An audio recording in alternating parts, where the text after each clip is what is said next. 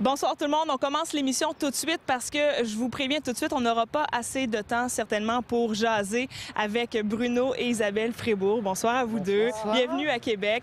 Donc depuis 9 ans déjà, ce couple-là a décidé de tout abandonner, j'imagine, de votre vie en Normandie. Vous avez tout vendu, vous êtes partis à l'aventure, réaliser un rêve, faire le tour du monde. Si on repart, si on veut, au début, est-ce qu'il y a eu un élément déclencheur dans votre vie où vous vous êtes dit, ça y est, on le fait, on part? Comment ça s'est passé? Eh bien, c'était un vieux rêve et on a mis tout en œuvre pour réaliser ce rêve. On ne voulait pas vivre avec des regrets et se dire si on avait su. Donc, il a fallu attendre que notre fille ait terminé ses études. Et puis, nous avons acheté les vélos parce qu'on n'avait pas de vélo, on n'était pas cycliste avant. Et puis, on est parti doucement, un petit peu tous les jours. Et on a maintenant pédalé 90 000 km et traversé 55 pays. Et Isabelle, vous me confiez un petit peu plus tôt que vous n'étiez pas certaine au début là, de non, cette bien idée-là. Sûr, oui, pour moi, c'était un peu difficile de tout quitter, la maison, la famille, les amis, les habitudes de vie. Donc, j'avais prévu, j'ai dit, bon, on fait un petit essai de 10 000 km.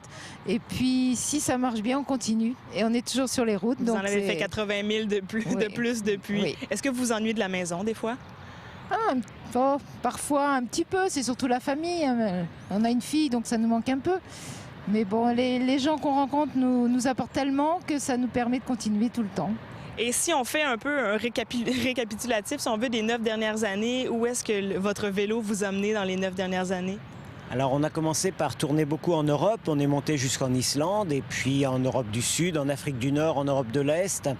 Ensuite, on a sillonné l'Asie en passant par la Syrie, le Liban, des pays comme toute l'Asie centrale, Azerbaïdjan, Ouzbékistan, Kazakhstan, Sibérie, Mongolie, Chine, Corée, Japon, Taïwan, Philippines. Ensuite, on est parti en Indonésie puis en Australie.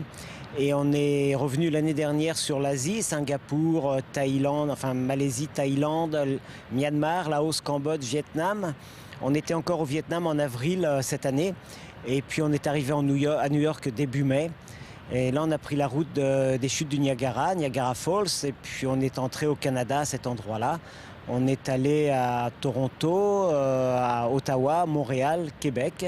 Et on va continuer maintenant vers la Gaspésie, vers le New Brunswick, la Nouvelle-Écosse, peut-être Terre-Neuve, mais il y a un problème de bateau qui est très cher, donc on attend une réponse de la compagnie.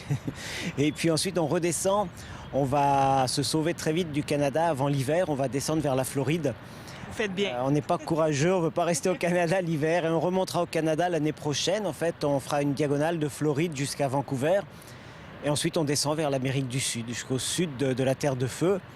On remontera jusqu'à Rio de Janeiro au Brésil et puis on prendra un cargo pour Dakar et on rentrera tranquillement vers la France. Ça va demander encore 4 à 5 ans. Alors, on vient vraiment de faire un vrai tour du monde en quelques minutes avec vous. Évidemment, on pense toujours à l'argent.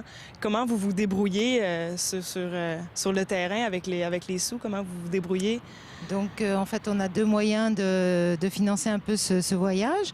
On loue notre maison en France, donc ce qui fait un petit budget. Et puis, on a des partenaires, c'est-à-dire que on envoie toutes les semaines à ceux qui le désirent notre vécu avec des photos par email, donc contre la modique somme de 10 € pour un an ou 15 $ canadiens. Et donc, ça nous permet ça nous fait un petit peu d'argent, puisque actuellement on a environ 250 partenaires qui suivent notre aventure. Et donc voilà. Ça, c'est sur votre site internet? C'est quoi l'adresse? Alors oui, tous les téléspectateurs qui suivent cette émission peuvent devenir partenaires. C'est avec plaisir qu'on va les recevoir. Et donc le site internet, c'est www.roulibre, en un seul mot, avec un S à roue, un S à libre.net. Et là, il faut aller sur la rubrique recevoir nos infos pour voir le processus, pour devenir partenaire. Et par contre, tout ce qui s'est passé de 2006 à 2013 est visible sur le site pour tous. C'est uniquement l'année en cours qui est réservée aux partenaires. Et donc, on voit toutes les photos, vos anecdotes et tout ça. Voilà. Pour la suite des choses, donc, en fait, je me dis, les gens qui nous écoutent doivent se dire, mais mon Dieu, ils sont chanceux de faire ça. Est-ce que vous pensez que tout le monde peut faire ça? Je pense que tout le monde peut faire ça, c'est une question d'envie. À partir du moment où on a très envie de faire quelque chose, on trouve les solutions pour résoudre les problèmes. Donc c'est un choix de vie. Tout le monde n'a pas envie non plus de vivre une aventure comme celle-ci. Donc oui, on est certainement chanceux d'être français déjà, de pouvoir avoir quasiment l'accès à tous les pays du monde sans trop de problèmes, même si certaines fois c'est très difficile d'avoir les visas. La Chine vient de nous refuser le visa cette année, on n'a pas pu retraverser la Chine une 3e fois. Mais bon, ça c'est la chance d'être né dans un pays où on est reçu, admirablement reçu partout. Merci beaucoup. Vous êtes vraiment des gens très inspirants. J'espère que les gens vont aller en grand nombre sur votre site Internet. Et puis bonne chance pour les prochaines années, pour la suite de votre périple. Merci beaucoup d'avoir été avec nous, Isabelle, Bruno. Merci. Et puis, si jamais vous êtes encore dans la région de Québec, il y a une tyrolienne là-bas que vous pouvez essayer. Jean-Philippe, lui, est allé l'essayer cette semaine.